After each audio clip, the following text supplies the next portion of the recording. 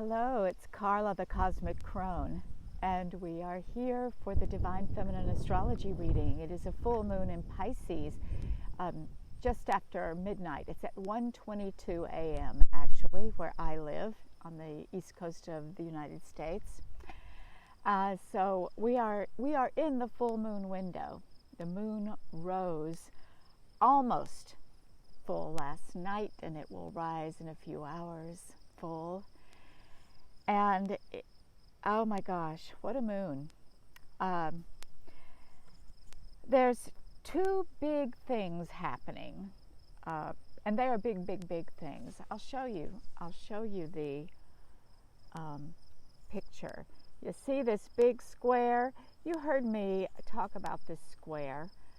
I referred to it a couple of days ago when I first noticed it. There's a huge square and all of the attendant oppositions.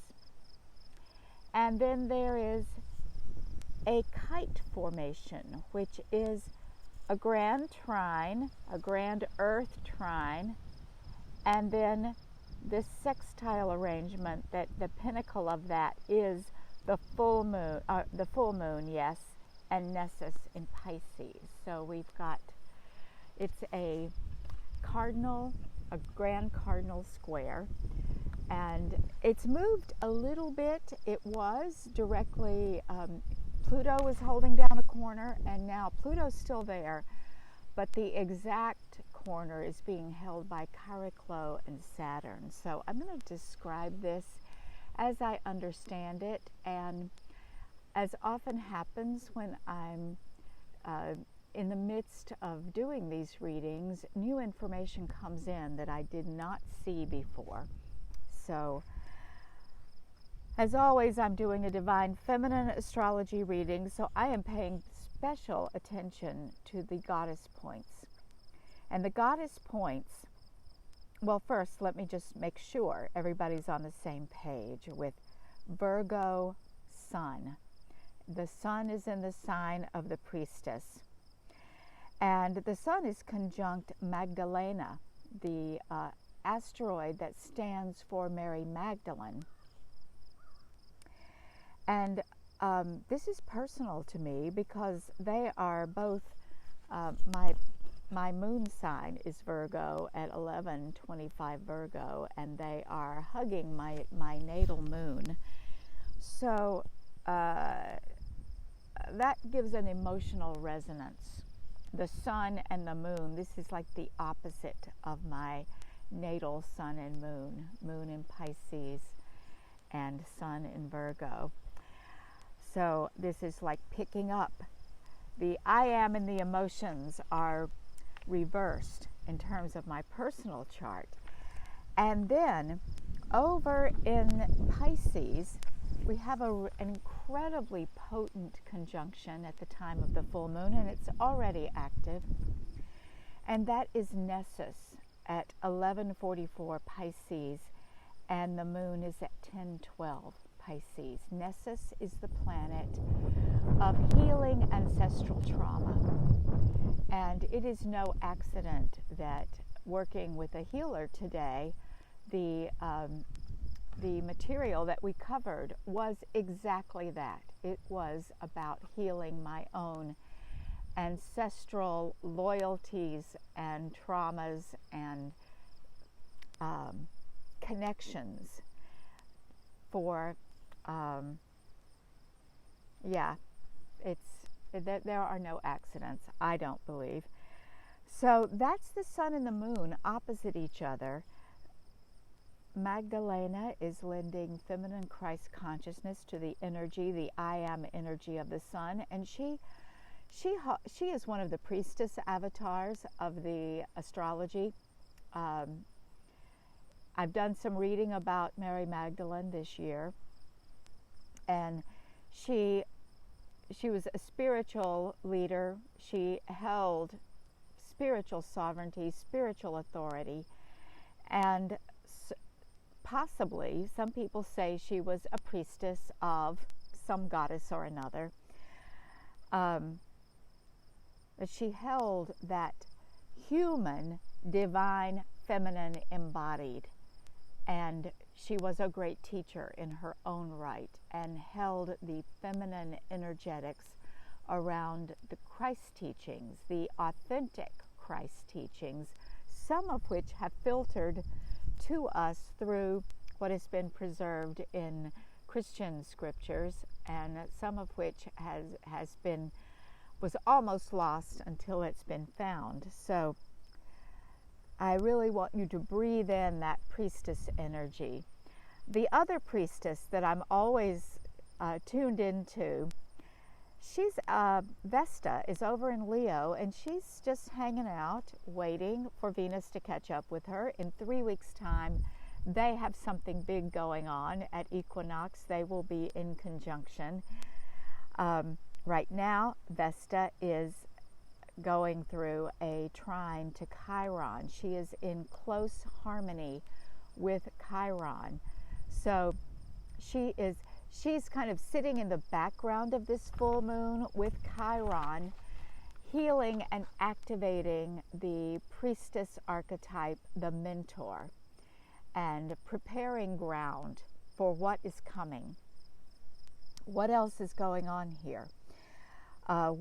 The full moon is a portal, and so whatever is happening in the chart is activated, and this is in an illuminated, emotionally resonant, action-taking kind of way. Our emotions are our motivators, and so they can shift us both internally in the unconscious realms, but also externally. They can spur us to action. They can spur us to voice, to speaking truth, to claiming what is ours.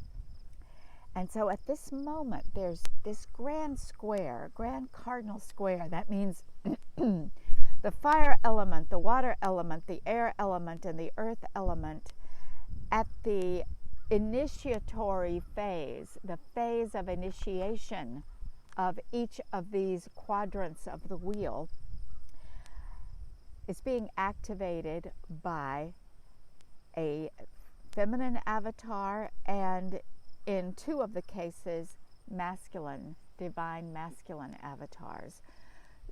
So we have Eris in Aries. Eris is the goddess of discord. She is the one who stirs things up, and she brings chaos, and she does so with glee and joy and highest purpose, and she doesn't care who she pisses off.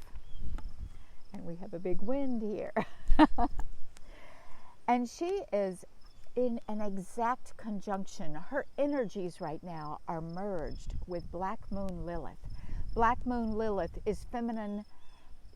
She's feminine Christ consciousness, only even bigger than that. She is the divine feminine that is the great void that becomes form. She is like the goddess creatrix.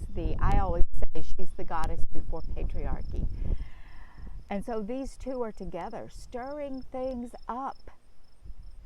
And they've got Mars there. Mars is still in conjunction with Eris and Black Moon Lilith, and Mars is getting ready a week from tomorrow to station retrograde in Aries, which goes on for, I don't know how long, 2 or 3 months.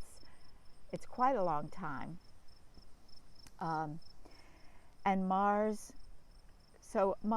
is lending his aggressive, assertive, warlike, weapon-bearing, discerning, fiery, masculine energy in Aries. He is at home in Aries. He is the ruler of Aries. And so it's kind of like he's egging them on. Now here's what's interesting about that. It's up to us as human beings, male and female, and everything in between, to decide how we're going to work with this energy. And decision is required, decision and action, because we are working with the grand square that is locking the energy in. And the way to work with the energy, if you need to deform a box, like crush a box, you don't crush the sides, you crush a corner. That's where you can establish movement, when you've got a square. So right here, this is one of the places of movement. And so we could look at this as patriarchy. The masculine energy is plugged in to the feminine and usurping it and using it for its own ends. And I always choose the opposite. I say the feminine is tapping into this masculine power and enlisting him and saying, hey, we need you, buddy. Hold my beer and guard my back. I have a patriarchy to dismantle. I have some discord to foment. I have some chaos to stir up. And so that's what's going on at one corner of this grand square. The other corner, the next corner in Cancer, is Venus. And Cancer is the sign of hearth and home, of the place of comfort and nurturing. And Venus is there, and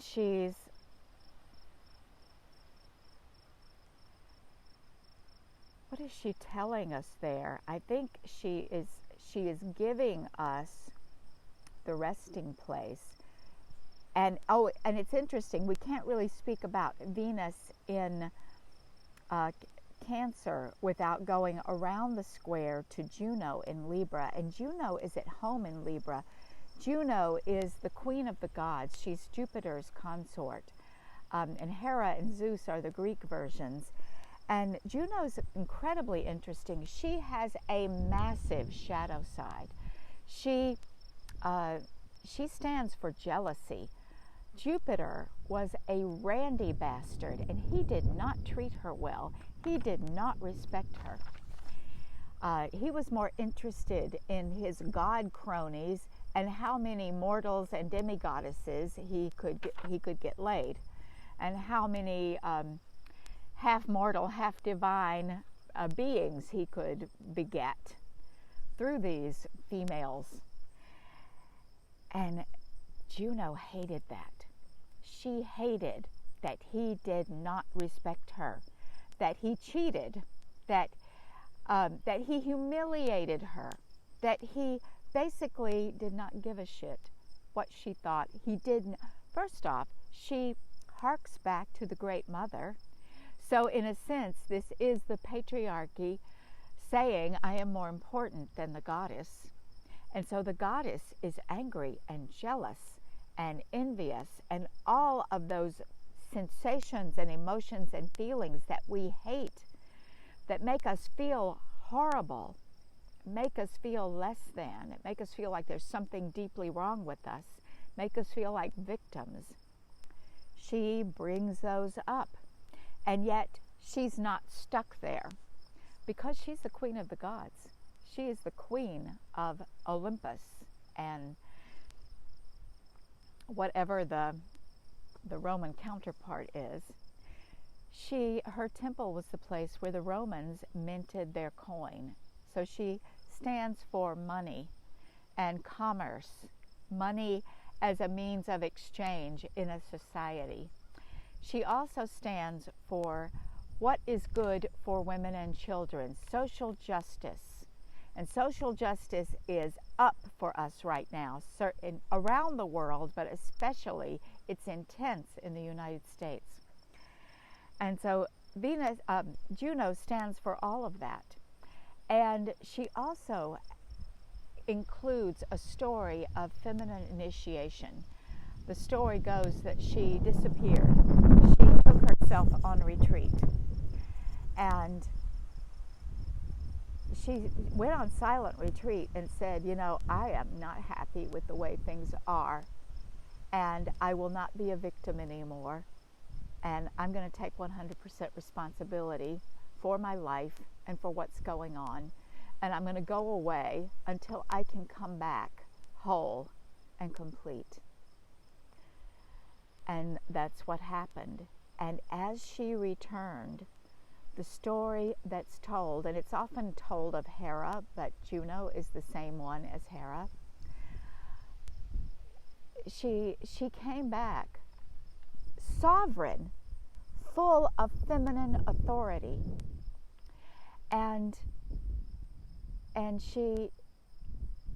Zeus and Jupiter actually changed in response to that.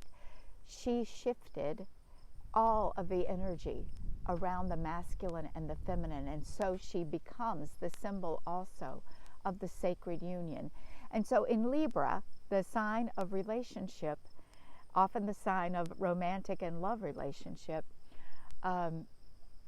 we get all of that, the shadow of the relationship, as well as the sacredness and the deep transformational possibilities and orgasmic properties of relationship. Juno stands for all of it, and so they are square. That is opposite. She is looking across the square at Mars, Black Moon, Lilith, and Eris, and then they are connected in a T-square to Venus in Cancer. And so Venus is holding the space of the bright and shining one. She is the morning star. She is the one who is saying, you have a place to come home to.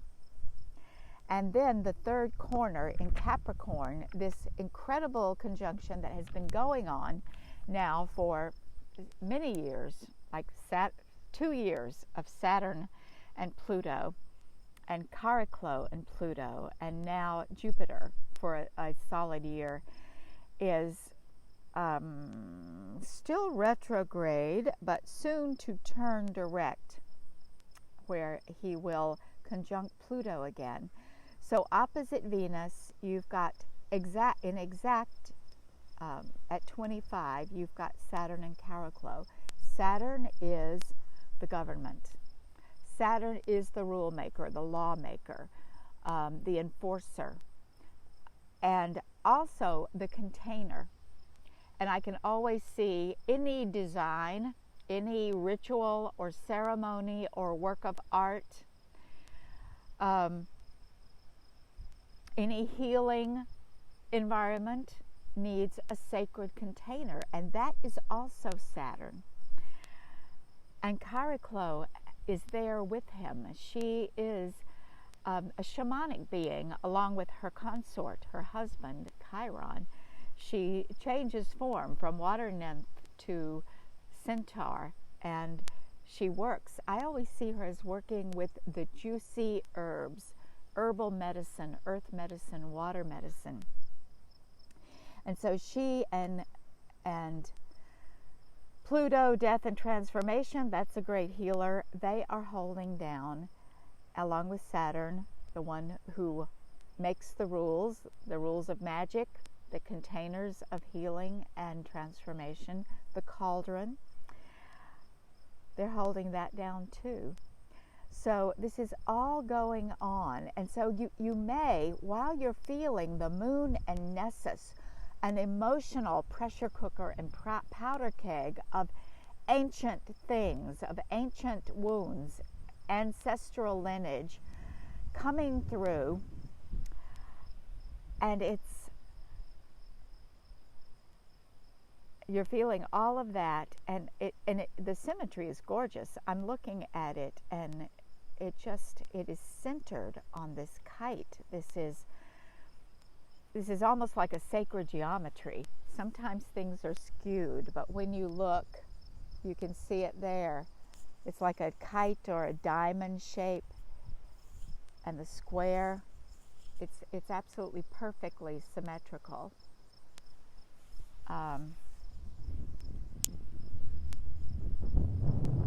So I think what we have to do for this full moon is tune in. The actual time of the moon, like tonight and tomorrow, is a time for ritual and listening and tuning in. We celebrate.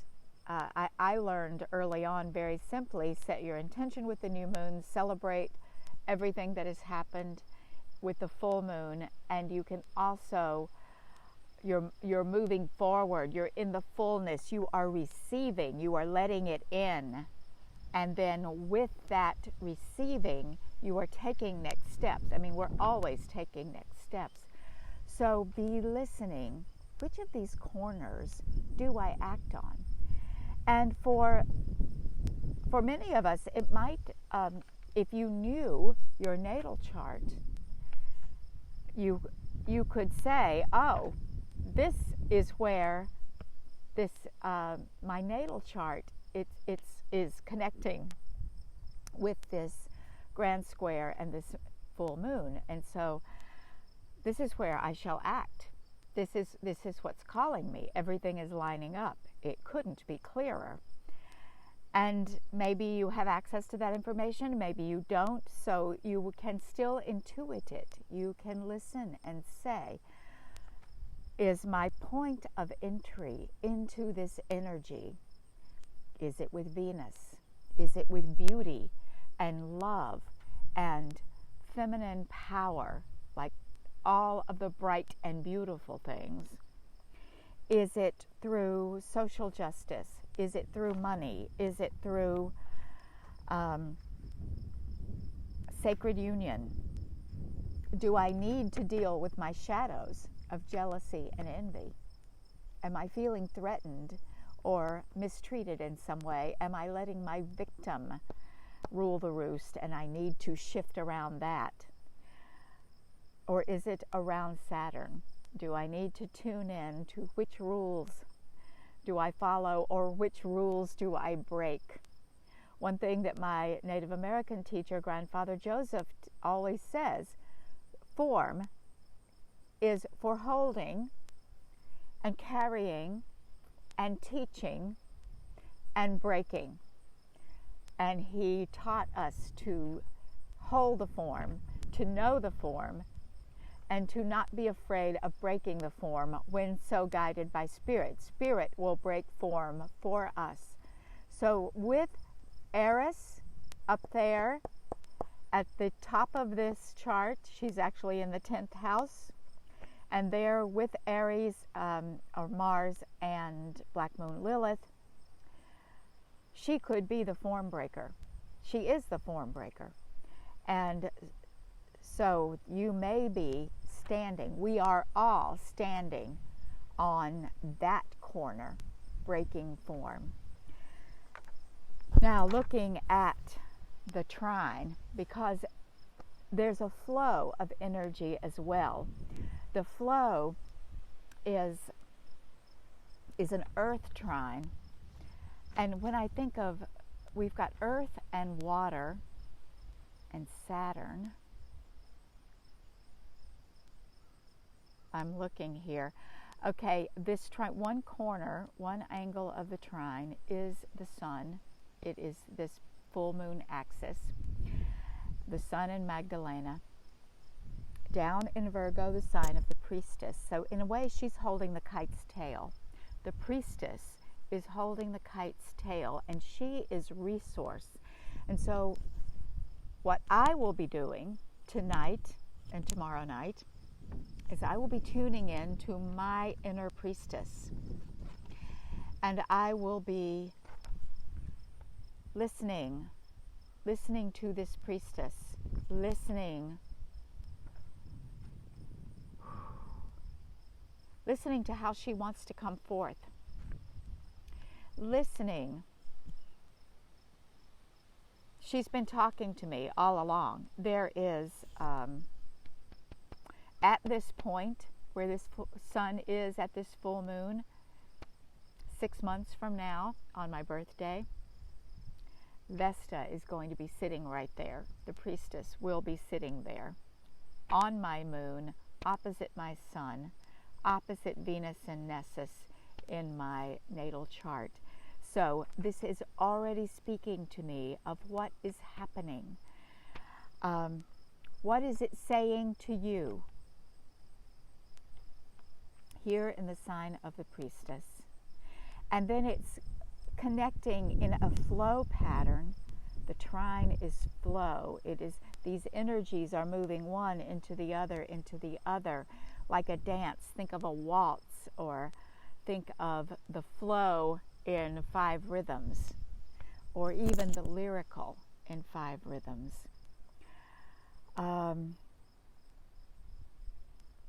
It's connecting to Albion and Uranus. Albion is the thresholder. A priestess is also a thresholder. A priestess or a shaman, or anyone who does spell work, a witch, is holding the space between the worlds and holding the doorways to different realities. So Albion, we always think of him in terms of sexual energy, the orgasm teachers, the birth doulas, midwives, and death doulas, and hospice workers, and doctors and nurses, who ER workers who have people dying all the time, and various others who could be plugging into death. Our beleaguered nursing home workers are often, and funeral directors, they're holding the space for death too. So Albion is, the thresholds of our life, the major doorways we walk through as people being born, people giving birth, people transmuting and transforming energy through orgasm, and then people assisting with dying, and people who are actually dying. And Uranus is, first off, he's incredibly spiritual. He works with the sudden spiritual epiphany. Those of you who grew up with the New Testament might remember the road to Damascus, St. Paul's epiphany on the road to Damascus, where Christ struck him down and he had this conversion experience. Well, that has happened. It happened with the Buddha. It caused him to sit under the Bodhi tree, and it caused, and it's happened with Krishna and Arjuna. It happens. Lightning strikes, and we have spiritual epiphanies. And right now, they are connected. They are connected to the thresholder. So there's an intense spiritual grounding and transformation that is available to us at the moment. And this I haven't talked about it a lot because there's always so much else to talk about. But these two, ever since they have been in Taurus together, and even the end of Aries, they have been in a very long conjunction for a couple of years, and they're not done yet.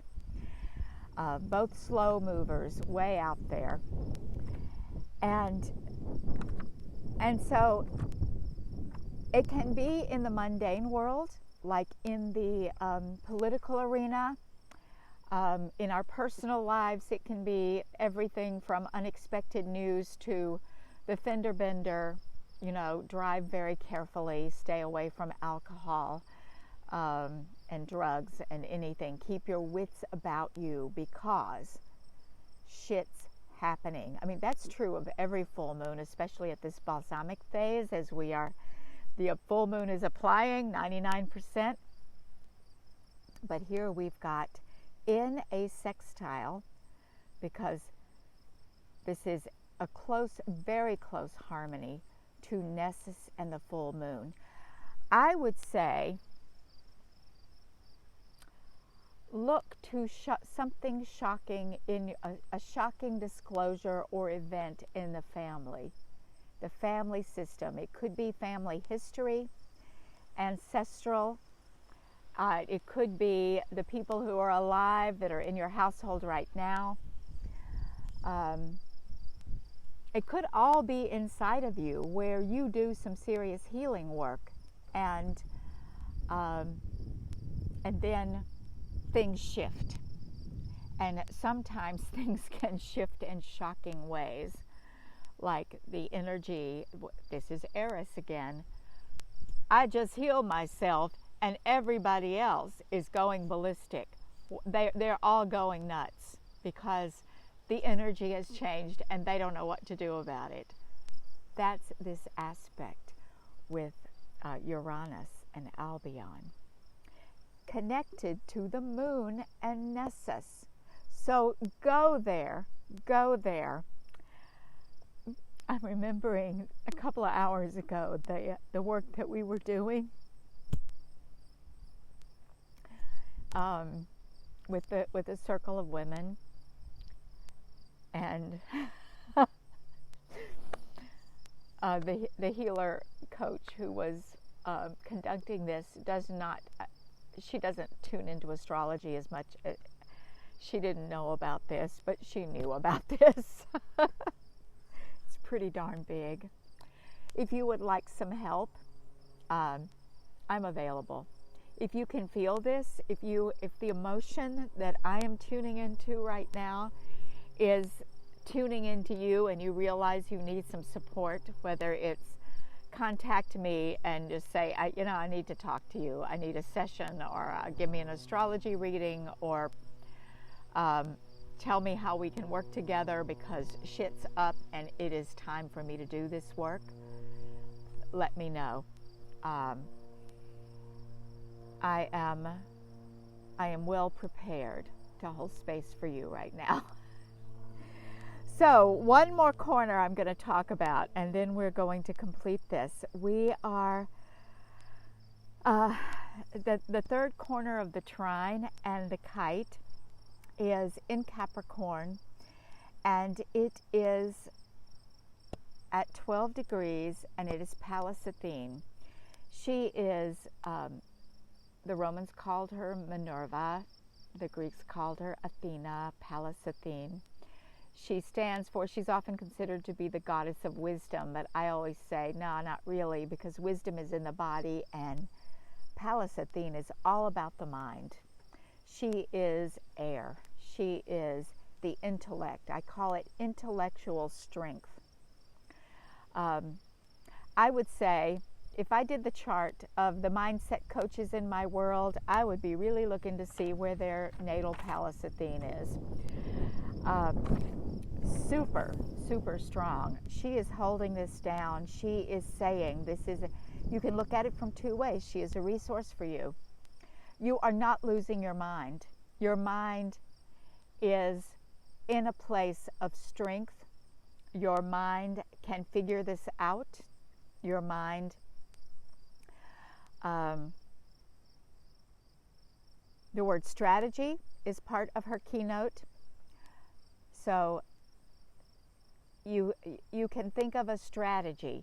If your world gets turned upside down in this full moon from all of this information that I've just shared with you, and you decide that you're not going to go to bed and pull the covers over your head and come out when it's over, but you are going to stand in the light of this moon and do the work that is calling you forth, do the healing, stand in your power, then Pallas Athene will work with you.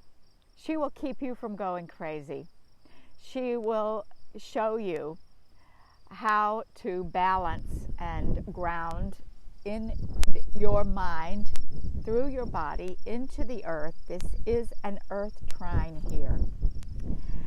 And she'll show you the way through. She will show you how to show the assholes the door if somebody needs to leave your life. She will show you the door if you're the one who has to walk away. So this is, I think I say this every time, but this is the world we are in now. This world of deep, deep, deep healing, ancestral healing. What do you think systemic racism is and white supremacy? But the calling forth of ancestral healing for all people. And that may seem like a tall order, but we each do our own part inside of us. And so whatever the topic might be, if it's around sexuality or abuse, physical, emotional, mental, sexual, or if it's around racism or some other kind of trauma or religious trauma, or whether you're on the white supremacist side or the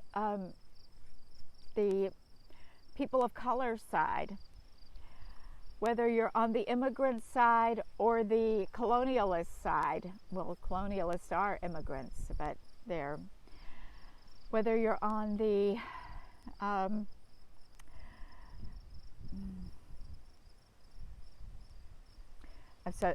forgot what I was going to say. I guess I've said enough.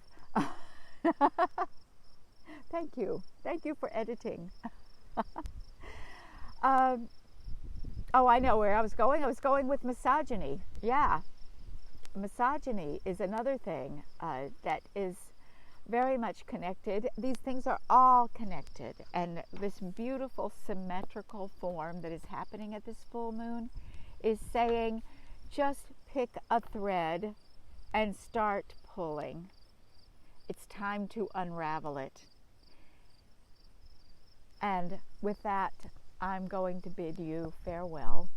I will send me a private message if it's time for you to do some of this work and you want support and guidance, mentoring, initiation, or you want to just start with the Divine Feminine Astrology reading. I actually have one left for September, so grab it. And I will probably be back tomorrow with some more information. I'm doing the master class. Sex and thank you for that little third eye. That was an Athena. Athena works with the third eye, the mind. Sex and Sovereignty master classes are starting a week from today. I actually postponed it. I was going to start Friday, but I looked at my calendar and I said, there's no way. You're overbooked this week. So I've put it on the calendar for a week from today, and I'll be back to talk to you a little bit more because I actually just got some insights doing this reading. Thank you, Juno. And we will do a little bit of pre-work tomorrow morning. Yes, that'll be a good time. So, blessed full moon, I love you. Thank you for being here. Oh.